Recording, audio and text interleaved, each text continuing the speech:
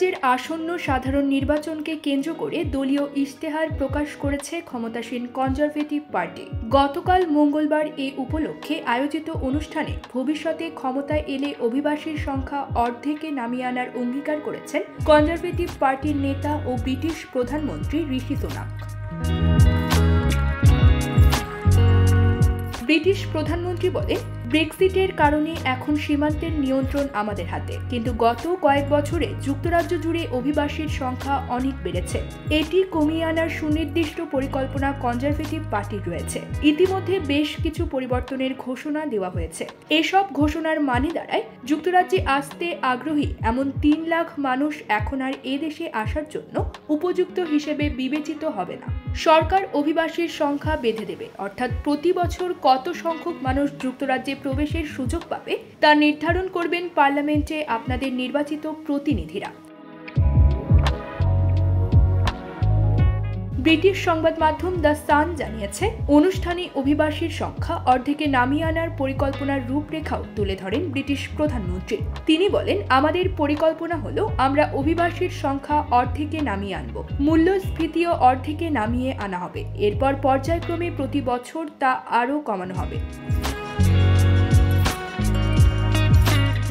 অবৈধ অভিবাসন কমিয়ে আনার ক্ষেত্রে রুয়ান্ডা স্কিম ব্যবহারের কথাও জানান ঋষি সুনাক। গত এপ্রিলে ব্রিটিশ পার্লামেন্টে পাশ হওয়া এই সংক্রান্ত বিলে ইংলিশ চ্যানেল হয়ে নৌকাযোগে যারা অবৈধভাবে যুক্তরাজ্যে যাচ্ছে তাদের মধ্য থেকে কিছু অভিবাসন প্রত্যাশীকে আফ্রিকার দেশ রুয়ান্ডায় পাঠানোর পরিকল্পনার কথা বলা হয়। বিষয়টি নিয়ে 2022 সালে রুয়ান্ডার সঙ্গে একটি চুক্তিও করে যুক্তরাজ্য।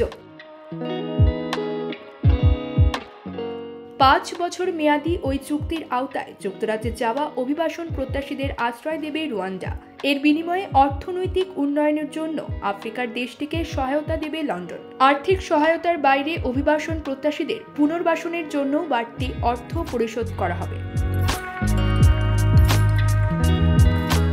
বহুল আলোচিত রুয়ান্ডা স্কিমের বিষয়টি উল্লেখ করে ঋষি সুনাক বলেন, আমাদের সীমান্তের সুরক্ষা প্রয়োজন। অবৈধ অভিবাসন ইস্যুতে বিরোধী দল লেবার পার্টির নেতা কায়ের স্টারমারেরও সমালোচনা করেন ঋষি সুনাক। তিনি বলেন, এ সংক্রান্ত প্রশ্নের কোনো জবাব লেবার পার্টির কাছে নেই।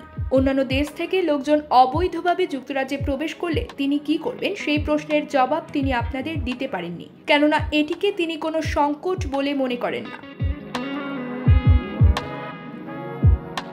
যুক্তরাজ্যের পরবর্তী সাধারণ নির্বাচন আয়োজনের জন্য আগামী জানুয়ারি পর্যন্ত সময় ছিল সুনাকের হাতে, কিন্তু আগামী 4 জুলাই আগাম নির্বাচনের ঘোষণা দিয়েছেন তিনি। তবে এর আগে পদত্যাগের কোনো পরিকল্পনা নেই বলে জানিয়েছেন ব্রিটিশ প্রধানমন্ত্রী ঋষি সুনাক। কয়েক বছরে অভিবাসীর সংখ্যা অনেক বেড়েছে, এটি কমিয়ে আনার সুনির্দিষ্ট পরিকল্পনা কনজারভেটিভ পার্টির রয়েছে।